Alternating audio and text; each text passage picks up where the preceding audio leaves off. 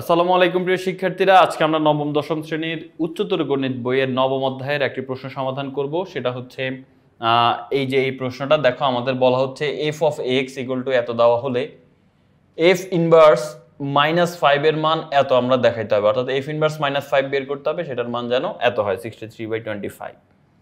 তো বিপরীত ফাংশন যেহেতু আমরা খুব সহজে এটা করতে পারবো। প্রথমে আমাদের যেটা দেওয়া আছে এফ অফ এক্স সমান যত তত আমরা লিখবো, এটা 1 নং সমীকরণ দিলাম। এবং আমরা এই ইনভার্স ফাংশন নির্ণয় করতে চাইলে আমরা জানি এটাকে আমরা ওয়াই ধরে নেব। F of x equal to কি ধরে নিলাম? Y. F of x equal to কি ধরে নিলাম? ওয়াই। এটাকে 2 নং সমীকরণ দিলাম। এখন আমরা জানি F of x equal two যদি ওয়াই হয়, তাহলে আমি যদি এখানে শুধু এক্স কে রেখে দেই, এফ ওই পাশে যদি পাঠাই, তাহলে এটা হচ্ছে এফ এর উপর পাওয়ার -1 হয়ে যায়, আর এখানে ওয়াই চলে আসে, তার মানে এফ ইনভার্স ওয়াই হয়ে যাবে।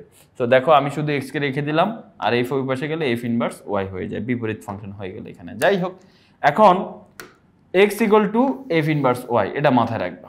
এখন আসো 1 আর 2 নং হতে আমরা কি পাই? দেখো, এফ অফ এক্স এর মান হচ্ছে এইটা, তাই না? আবার এটাও আমরা ধরে নিয়েছি এফ অফ এক্স এর মান হচ্ছে কি? ওয়াই। তাহলে ওয়াইও হচ্ছে এফ অফ এক্স এর মান, এটাও হচ্ছে এফ অফ এক্স এর মান। তো দুইটাই যেহেতু সেম জিনিসের মান, তাহলে এই দুইটাকেও আমরা সমান বলতে পারি, তাই না? কারণ ওয়াইও এফ অফ এক্স এর মান, এটাও এফ অফ এক্স এর মান, তার মানে দুইটাই সমান। তার মানে এখন আমরা বলতে পারি ওয়াই সমান হচ্ছে এত।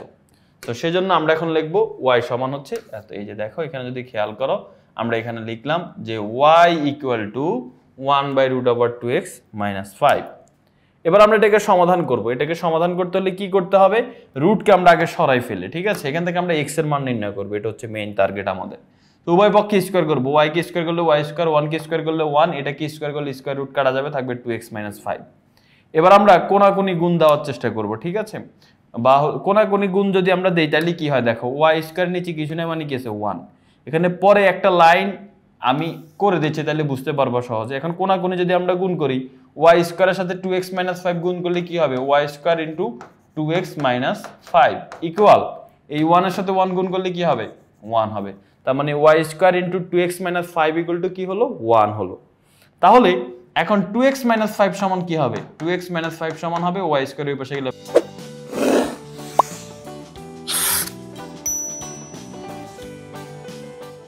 ভাগ হয়ে যাবে, 1/y স্কয়ার হয়ে যাবে।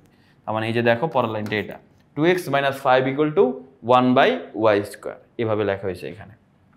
আমি বলছি আমার টার্গেট হচ্ছে ভাই, আমি হচ্ছে x এর মান নির্ণয় করব। তাহলে আমি এক কাজ করি, -5 কে ওই পাশে পাঠাই দিই, +5 হয়ে যাবে। তার মানে 2x এর মান হচ্ছে 1/y square +5।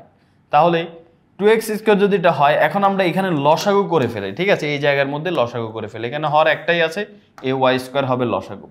y স্কয়ারকে y square দিয়ে ভাগ করলে হবে 1, 1 এর সাথে 1 গুণ করলে হবে 1, প্লাস এখানে যেহেতু কোনো হর নাই, এটার সাথে এটা সরাসরি গুণ হয়ে যাবে, 5 আর y স্কয়ার গুণ করলে 5y স্কয়ার।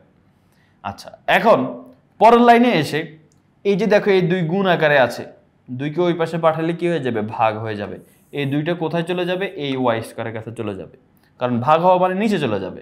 তো এই যে 2টা y স্কয়ারের কাছে চলে আসছে, তাহলে এই পাশে থাকবে শুধু x। আমি বলছিলাম আমাদের x এর মান বের করতে হবে, সে x এর মান বের করলাম।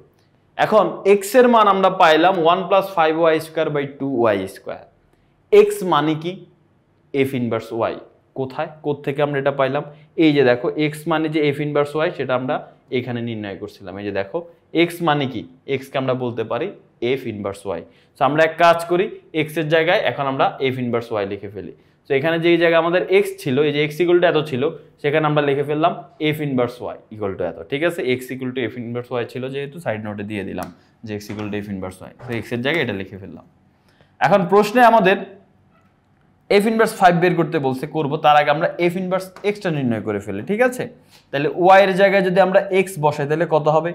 এই y এর জায়গায় x বসালে এখানে যত জায়গায় y আছে সব জায়গায় x হয়ে যাবে, এই y টা হয়ে যাবে x, এই y টা হয়ে যাবে x।